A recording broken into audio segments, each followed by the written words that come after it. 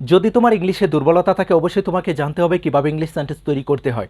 তার জন্য তোমাকে অবশ্যই জানতে হবে টেন্স। আজকে আমরা জানবো কিভাবে শর্টকাটভাবে টেন্স শিখতে পারি। তার জন্য কিভাবে সহজে টেন্স শিখতে পারি এবং শর্টকাট উপায়ে কিভাবে টেন্সটা আমরা মনে রাখতে পারি, ইউজ করতে পারি, সেন্টেন্স তৈরি করতে পারি, তার জন্য অবশ্যই তোমাকে পুরো ক্লাসটি দেখতে হবে। আজকে আমি তোমাদের সাথে খুবই সহজভাবে টেন্স দেখানোর চেষ্টা করব। এখন আমরা দেখব তিনটি কন্টিনিউয়াস টেন্স।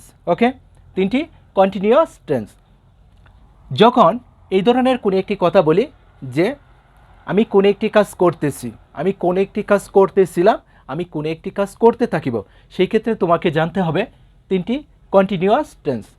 যখন বলি কোনো একটি কাজ করতেছি, কোনো একটি কাজ কি করতেছি, আমি যাইতেছি, সে খাইতেছে, তারা বল খেলতেছে, সেই ক্ষেত্রে যে কাজটা করতেছে তাকে বলবো শুরুতে।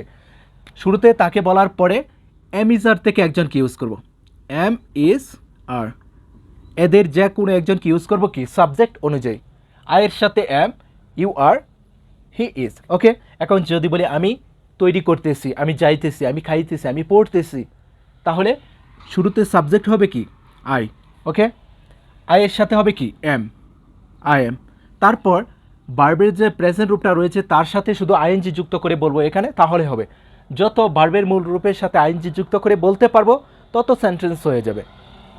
আই এম মেকিং, আমি তৈরি করতেছি, আই এম মেকিং, আমি তৈরি করতেছি। এখন যদি বলি আমি যাইতেছি, I am going, I am going, আমি খাইতেছি, I am eating. Okay, I am making, আমি তৈরি করতেছি, আই এম গোয়িং, আমি যাইতেছি, আই এম ইটিং, আমি খাইতেছি। ইউ আর মেকিং, তুমি তৈরি করতেছ, হি ইজ মেকিং, সে তৈরি করতেছে। এখান থেকে যে কোনো একজনকে এম এর পরিবর্তে বলবো। ওকে, সাবজেক্ট অনুযায়ী। ওকে, এটা হলো কি প্রেজেন্ট কন্টিনিউয়াস টেন্স। যখন বলবো বর্তমানে কোনো একটি কাজ করতেছি, আর যখন বলবো অতীতে কোনো একটি কাজ করতেছিলাম, অতীতে, তখন সেটা ফার্স্ট কন্টিনিউয়াস, তখন সেটা কি ফার্স্ট কন্টিনিউয়াস। সেই ক্ষেত্রে আমাকে যে কাজটা করতে হবে শুধু এম ইজারের পরিবর্তে তোমাকে ইউজ করতে হবে ওয়াজ অথবা ওয়ার, আর সব ঠিক থাকবে। ওকে, এম এর পরিবর্তে এখানে ওয়াজ অথবা ওয়ারকে যদি ইউজ করি তাহলেই হবে।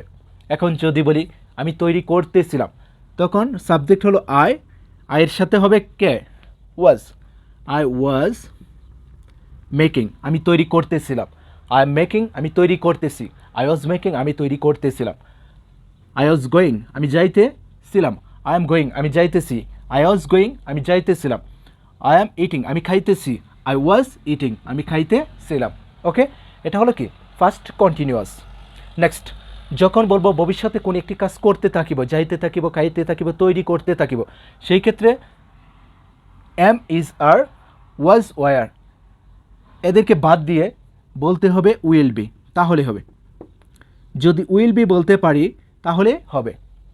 ওকে, ওয়াজ ওয়ার থেকে একজনকে এখানে শুধু বসিয়ে দিব সাবজেক্ট অনুযায়ী, তাহলে কি ফার্স্ট কন্টিনিউয়াস। এমিজার থেকে একজনকে এখানে বসিয়ে দিব প্রেজেন্ট কন্টিনিউয়াস। সবার বেলায় ভার্বের মূল রূপের সাথে শুধু আই এন জি যুক্ত করে বলবো, তাহলে হবে।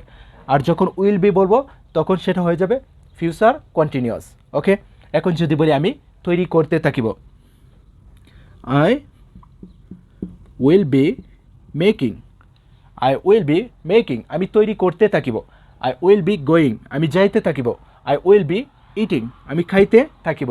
ওকে, আই এম মেকিং, আমি তৈরি করতেছি।